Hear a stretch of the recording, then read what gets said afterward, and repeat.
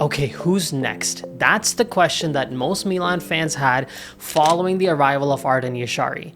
And surprisingly, the profile at the top of that list is Rasmus Højlund of Manchester United. Now, is he the profile that Milan should be going for? That's what we're going to be looking at alongside all of these other profiles in today's episode of Rumor or Real. Now, a couple of years ago when Manchester United were notorious for making, highly questionable acquisitions, they signed Rasmus Højlund from another Serie A side in Atalanta for a blockbuster fee of, north of 70 million euros. Keep in mind, this player had only scored 10 goals for Atalanta and was only playing in Serie A for one season. And some might say, unsurprisingly, that move hasn't quite paid off, at least based on the evaluation that the player was signed for. I think it's fair to say that his time at Manchester United has been a mix of promise, challenges, and essentially scrutiny. In his first season, he did score 10 Premier League goals in 30 appearances, picked up a couple of assists, so that wasn't too bad. A player that is finding himself in a new, very tough league. But the drop-off truly happened in the last season. He only scored 4 goals in the Premier League in 30 plus appearances. I don't even know if he picked up any assists. So in about 95 games, the player scored 26 goals for United, which works out to about a goal every 4 games roughly. He did have, some high points. Around February of 2024, he had, I think, a string of 6-7 games where he scored goals in a row, and that was the youngest player to score goals in 6 consecutive games. But the next season, that peak saw almost the exact same valley, because this guy, I think in 2024-25, had a string of 16 matches that he did not score a single goal in. You'd usually expect a player to have a good first season and then kind of grow on it and build on that in the second season, but he completely fell apart. His expected goals for the entire season was around 5. And he ended up scoring 4 goals. So, that is obviously a disastrous season for the player. But I think the one thing that might get a little bit lost in this, assessment is that, yes, he had 5 expected goals, of which he actually put away 4 of them. But Manchester United was a disastrous club last season as a whole. They, I believe, scored around 40, 45 goals somewhere in there for the entire season.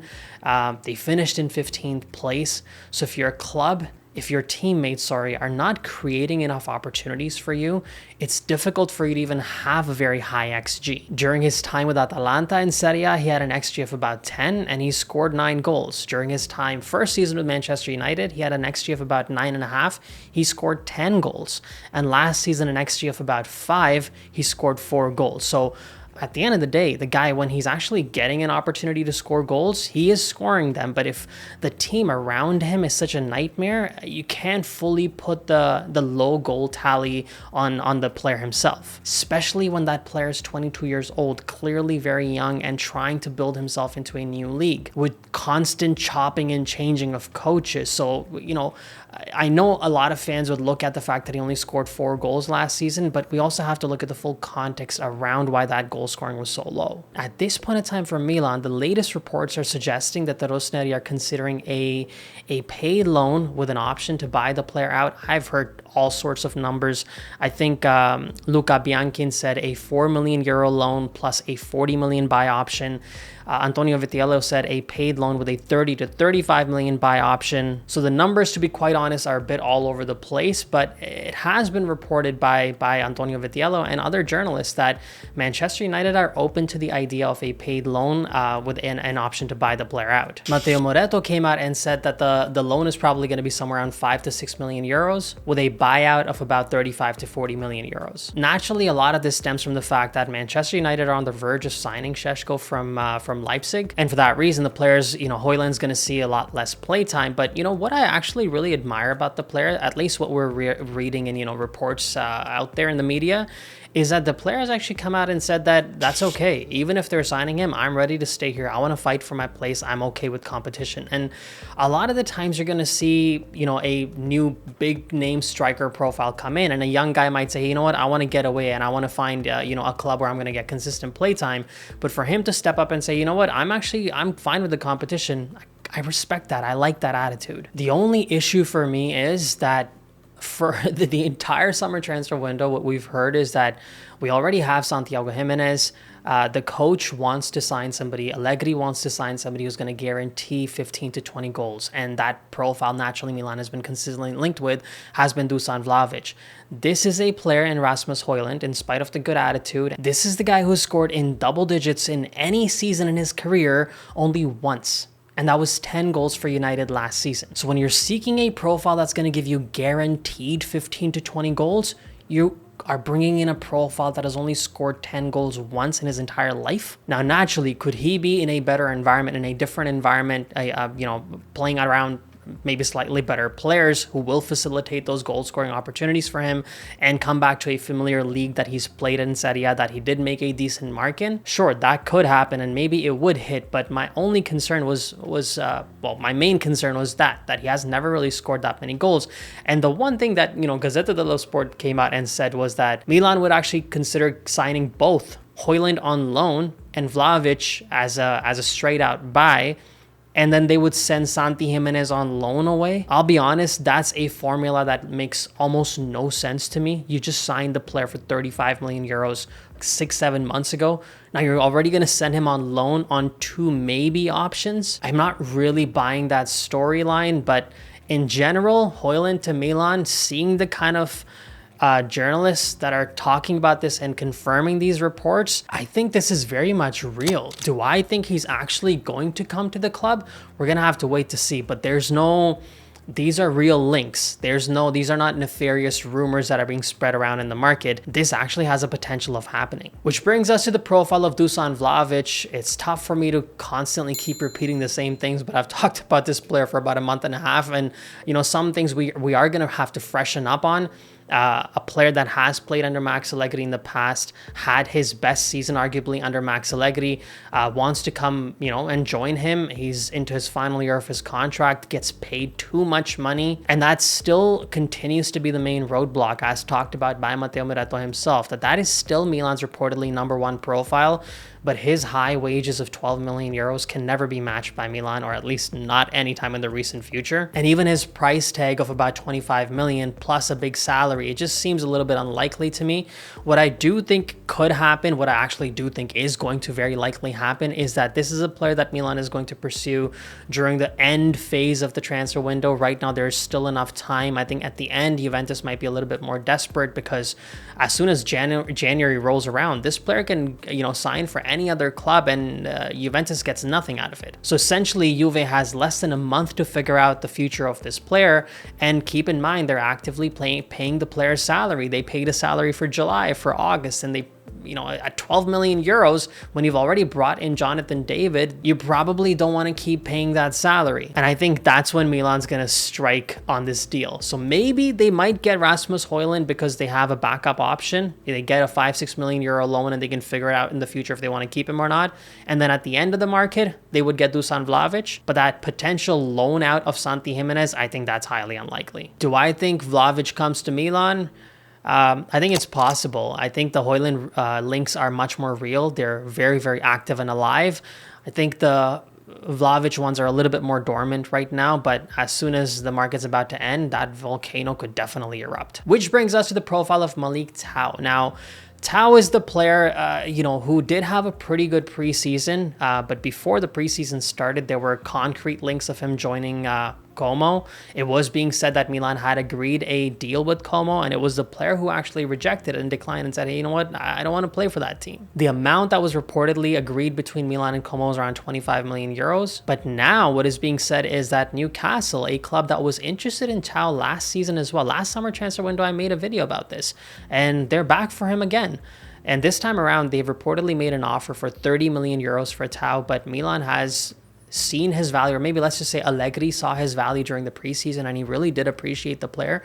And it seems like he's told the club that, no, I actually don't want him to go. I want to keep him. So now for Milan, that 25 million euro valuation with Como might, may have been a blessing in disguise that he didn't move there, because now they could put that, slight Premier League tax and make them pay a little bit more. And to be quite honest, the valuation of the player is also somewhere around that mark. So 30 million euros is what they have reportedly already offered. offered. Milan has told them, or reports are suggesting that Milan wants somewhere around that 40 million euro mark. And if that 40 million euro, even inclusive of bonuses, let's say 35 million plus 5 million in bonuses, if that number is hit, it's almost guaranteed that Milan will sell the player. And I think, this is, I think this might be the final center back signing that Paolo Maldini made during his time. And he had a good start. He showed a lot of potential. And in his first season, he became, he replaced Kalulu. He was partnering up alongside Fikayo Tomori. But you could say that he was making some very rookie mistakes. And then when he started to get a little bit better, then the injuries hit him. So his time at Milan has just been, kind of the time with, Højlund had with Manchester United.